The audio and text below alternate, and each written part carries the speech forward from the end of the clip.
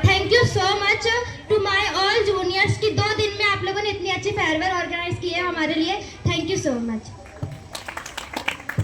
और शुरू करने से पहले मैं आप सभी से इन 2 सालों में, मैं 2 साल पहले मतलब 11th में यहाँ आई हूँ, तो इन 2 साल में मैंने, मेरे वर्ड्स ने या मेरी हरकतों ने कभी भी आपको परेशान किया हो तो मुझे माफ़ कर दीजिएगा। मैं आप सभी के सामने एक स्टैंड अप कॉमेडी जैसा कुछ करने वाली हूँ। अच्छा ये बताइए, स्टैंड अप कॉमेडी कौन कौन जानता है? कोई? एनीवन? देखिए मैं बताती हूँ। उस पे मेरे जैसे कोई भी एक इंसान यहाँ खड़े होकर आप सभी ऑडियंस को अपनी बातों से हंसाता है, और वही मैं कुछ करना चाहूंगी। अब आप लोग सोचेंगे कि मैं ये कर क्यों रही हूँ। मैं चाहती तो एक इमोशनल सी स्पीच या पोएम ला लेती, लेकिन मैं नहीं चाहती यार मेरी दोस्ती इतनी सुंदर दिख रही है वो रोए, उनका पूरा मेकअप खराब हो जाए। बस इसलिए मैं चाहती हूँ कि वो लोग मुझे याद करें तो हंसते हुए याद करें, और आप सभी भी मुझे याद करें तो हंसते हुए याद करें। देखें मैं कहाँ थी? फेयरवेल में, हाँ स्कूल में। प्रिंसिपल मैम सॉरी मैम, मैंने पता पूरा रट्टा मारी थी पूरी स्क्रिप्ट को, लेकिन मैं एग्जाम में जैसा होता है ना फर्स्ट वर्ड भूल गई हूँ, वैसे अभी भूल गई हूँ। लेकिन बैकअप मेरे पास है, चिंता नहीं करना, क्योंकि जो एग्जाम में अलाउ नहीं है वो यहाँ तो अलाउ हो सकता है ना।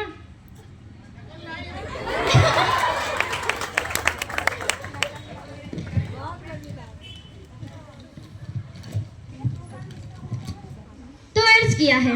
स्पेलिंग में कूल आता है पर स्कूल कूल नहीं है।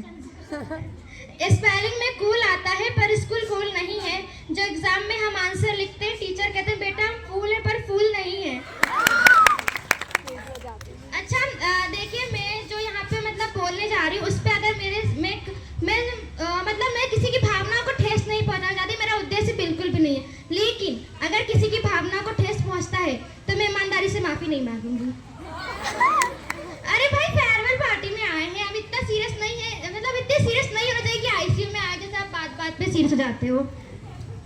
तो टीचर के कुछ फेमस डायलॉग होते हैं जो मैंने मतलब पिछले 12 सालों से मैं सुनते हुए आ रही हूँ, और आप सभी के सामने बताना चाहती हूँ।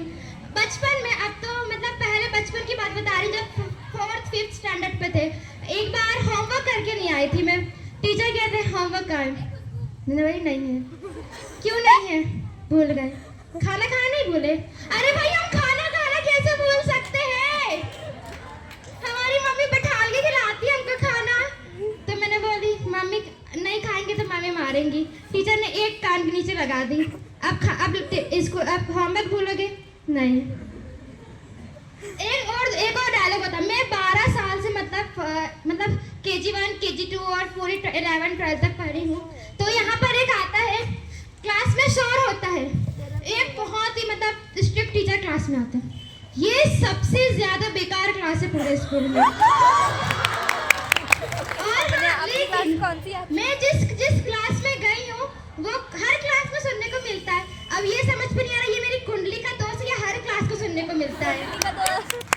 हर क्लास। एक और मतलब टीचर का एक और फेमस डायलॉग होता है, मैं बता देती हूँ।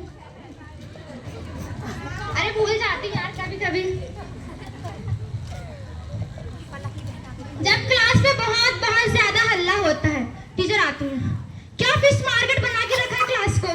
अरे भाई हम फिश मार्केट क्यों बनाएंगे, हम मछलियां तो बिक ही नहीं रही हैं। और एक तो मछलियां इतनी स्मेल करती, कुछ और बोलना चाहिए टीचर को, फिश मार्केट बनाए रखा है, फिश मार्केट बनाए रखा है। खैर फिर भी हमारे टीचर बहुत अच्छे हैं। हम लोगों ने कभी कभी ना बहुत कुछ बोल देते लेकिन कुछ बोलते नहीं है हमको। स्पेशली चक्रवर्ती मैम को हम कितना परेशान करते लेकिन उन्हें कुछ भी नहीं बोलती हो। रोने लगी ना।